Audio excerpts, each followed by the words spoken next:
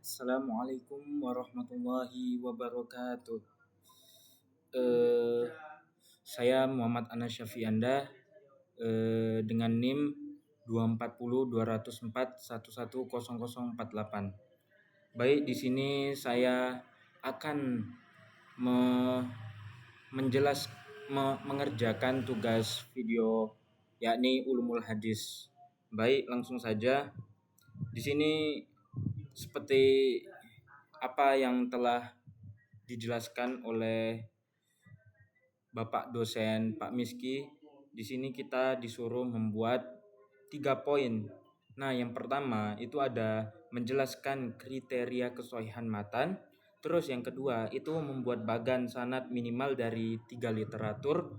Terus yang ketiga itu ada mempraktekkan pada hadis kita sendiri. Baik, kita masuk ke poin pertama, yakni menjelaskan kriteria kesohihan matan. Yap, baik. Kriteria kesohihan matan.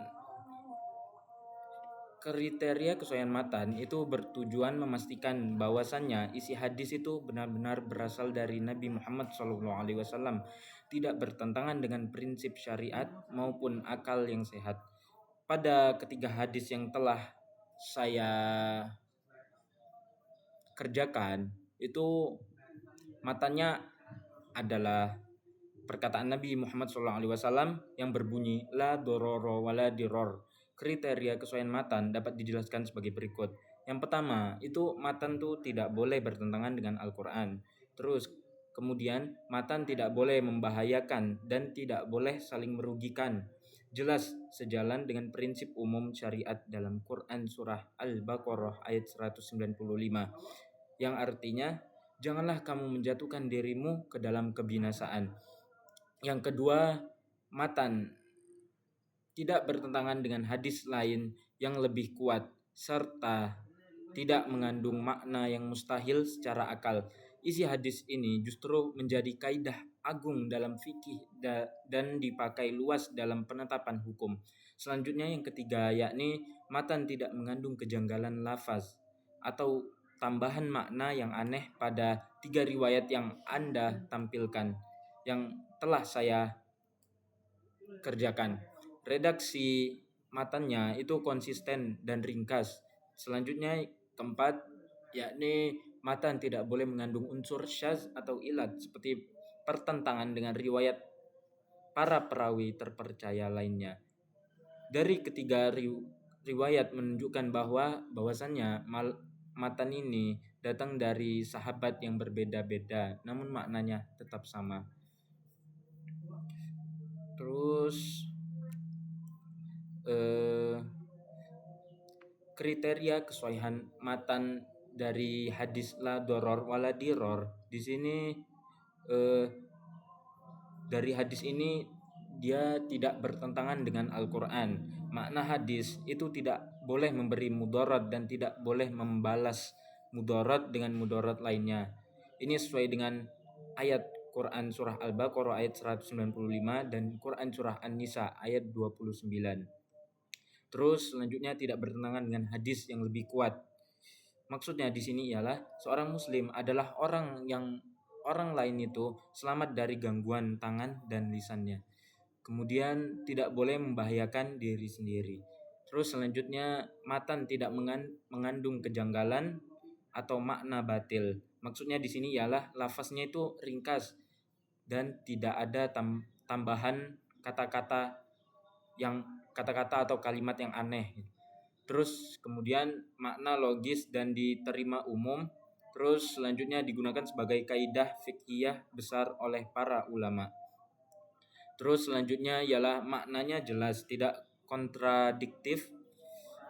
Maksudnya di sini ialah kata doror, yakni yang artinya membahayakan.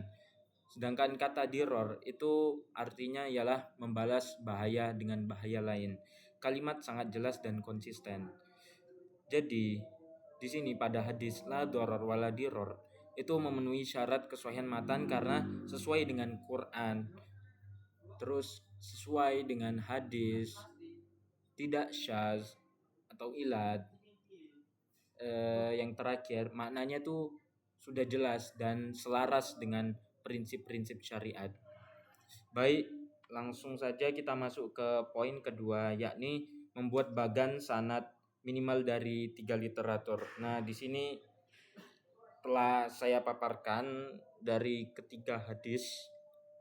Yang pertama itu ada dari kitab Musnad Ahmad, terus yang kedua ada dari kitab Ibnu Majah, dan yang ketiga itu ada dari kitab Muwatta Malik. Nah, di sini eh, di sini kita disuruh membuat bagan dari 3 literatur hadis. Nah, terus kemudian dijadikan satu bagan. Nah, di sini ini hasil eh, hadis yang telah saya jadikan menjadi satu bagan.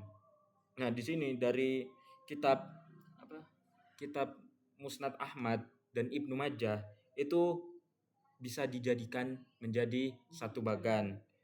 Di sini Ahmad bin Hambal itu ke Ibnu Majah, terus ke Muhammad bin Yahya. Terus mereka ini bertemu pada Abdul Razak, kemudian Abdul Razak ini ke Ma'mar, kemudian Ma'mar itu ke An Jabir Al-Ju'fi, kemudian ke An Ikrimah, dan kemudian yang terakhir ke An Ibni Abbasin. Nah, kemudian di sini dari kitab Muwatta Malik itu yang pertama tuh dari Malik sendiri, kemudian di atasnya ada Yahya, terus Malik, dan terus Amr bin Yahya Al-Mazini, dan kemudian Yahya Al-Mazini, dan yang terakhir itu ke Rasulullah Shallallahu Alaihi Wasallam. Baik, lanjut kita masuk ke poin yang ketiga, yakni mempraktekkan pada hadis kita sendiri yang telah kita buat. Baik, di sini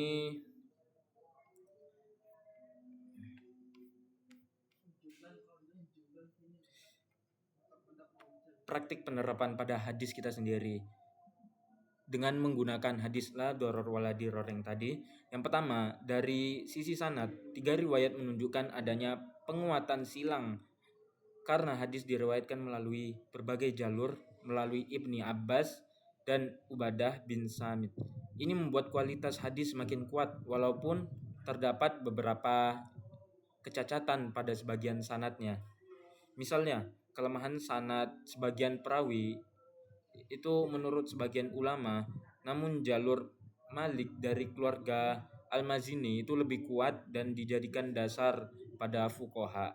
Kedua, dari sisi matanya, itu ketiga riwayat menggunakan lafaz yang sama atau sangat dekat, menunjukkan bahwasannya makna ini memang merupakan prinsip umum yang disabdakan Nabi Muhammad SAW.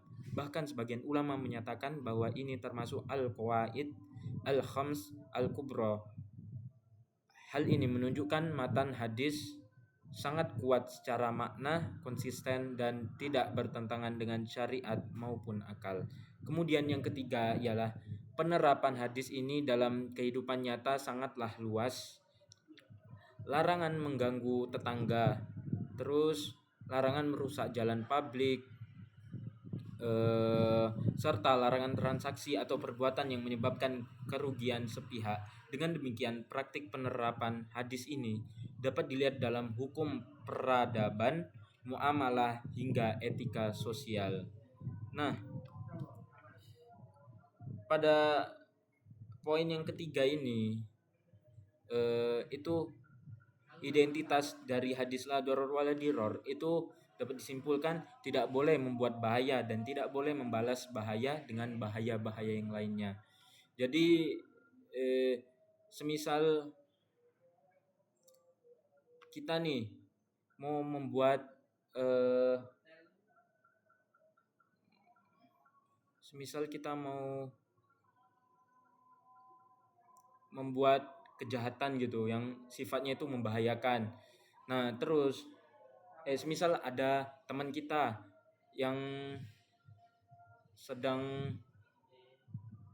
eh, mengganggu kita lah istilahnya, hingga sampai dampaknya itu sangat bahaya sekali. Nah, kita balasnya itu tidak boleh setara dengan apa yang teman kita berikan gitu. Terus kemudian status sanad dari semua literatur itu Ibnu Majah, sanad Hasan. Terus Al-Daruqutni itu menguatkan jalur lain. Terus Malik itu pendukung syahid. Kemudian analisis matanya itu kesesuaian dengan Al-Quran, selaras dengan ayat tentang larangan bahaya. Kedua, itu kesesuaian dengan hadis lain, dikuatkan banyak hadis terkait larangan menyakiti orang lain. Terus yang ketiga, itu bebas dari kejanggalan, lafaz singkat, padat, dan tidak bertentangan dengan akal. Terus yang terakhir, yakni makna syar'i atau kuat. Hadis menjadi kaidah fikih besar, ad-dororu la yuzal. Bahaya harus dihilangkan. Asas hukum Islam tidak ada mudarat dalam syariat. Nah, kesimpulannya di sini ialah hadisnya valid dan dipakai sebagai dasar hukum dalam larangan merugikan orang lain, aturan muamalah, akad jual beli atau sewa. Terus aturan kesehatan dan keselamatan, dan yang terakhir itu larangan tindakan yang membahayakan diri atau orang lain. Mungkin cukup sekian penjelasan yang dapat saya sampaikan, kurang lebihnya saya mohon maaf. Wabillahi taufik wal hidayah. Wassalamualaikum warahmatullahi wabarakatuh.